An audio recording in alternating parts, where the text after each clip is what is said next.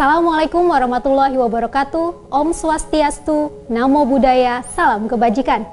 Perkenalkan, saya Nidia Hapsari, salah satu kandidat seleksi Anugerah ASN untuk kategori Future Leader tahun 2021. Saat ini saya adalah pelaksana di Direktorat Perpajakan Internasional, Direktorat Jenderal Pajak. Selama 14 tahun bertugas di Kementerian Keuangan, saya selalu mengedepankan sikap positif, percaya diri, dan juga kegigihan.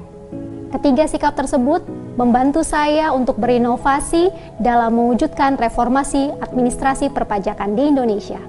Selama ini, pajak merupakan tulang punggung APBN. Untuk mendukung pemulihan ekonomi pasca pandemi COVID-19, dibutuhkan perluasan basis pemajakan dan juga reformasi administrasi perpajakan yang efektif dan efisien. Sebagai seorang analis perjanjian dan kerjasama perpajakan internasional, saya menyadari bahwa perluasan basis pemajakan terhadap transaksi lintas batas perlu dioptimalkan.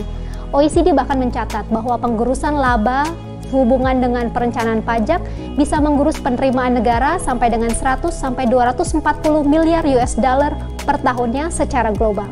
Selama 3 tahun terakhir, saya melaksanakan 3 inovasi berikut.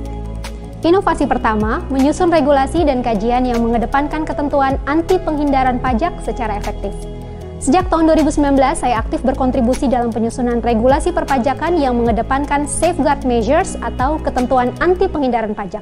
Misalnya, saat menyusun ketentuan mengenai kriteria pihak yang berhak memperoleh insentif pembebasan pajak penghasilan pada Undang-Undang tentang Cipta Kerja, saya mengusulkan dan mengajak pihak-pihak lain terlibat untuk menambahkan kriteria anti penghindaran pajak yang tepat dalam rangka menjaga basis pemajakan Indonesia. Selain itu, saya berinovasi menjalankan beberapa langkah pendukung regulasi yang memperkuat ketentuan anti penyalahgunaan P3B, misalnya Multilateral Instrument atau MLI. Inovasi kedua adalah menguatkan posisi Indonesia dalam forum kerjasama perpajakan internasional. Menyelesaikan permasalahan penggerusan basis pajak dan pengalihan laba tentunya tidak dapat dilakukan sendirian. Dibutuhkan kerjasama dari otoritas dan komunitas perpajakan global.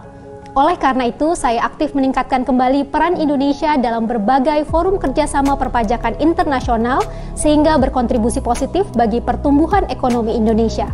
Selain itu, saya juga mengkoordinasikan penyelenggaraan workshop yang didukung mitra kerjasama asing seperti OECD, IBFD Belanda, dan AFD Prancis guna memotivasi kesadaran dan pemahaman atas praktik perpajakan internasional terkini. Between the development of cryptocurrency and hybrid mismatch arrangement. That is a very good question also.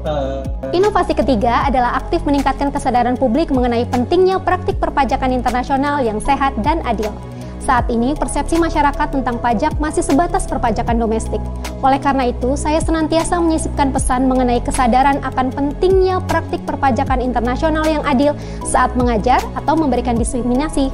Kedepannya, saya akan menyusun beberapa kajian dan melanjutkan inovasi untuk menguatkan ketentuan perpajakan lintas batas, misalnya terkait pemajakan atas aset kripto. Inovasi tersebut diharapkan mampu meningkatkan kontribusi aset kripto di Indonesia secara tepat. Nidia adalah staf yang aktif dan persisten. Saya mengapresiasi pengetahuan dan kepercayaan dirinya saat mewakili Indonesia dalam berbagai forum kerjasama dan workshop perpajakan internasional. Dampaknya sangat bermanfaat bagi perkembangan administrasi perpajakan internasional yang berkeadilan di Indonesia.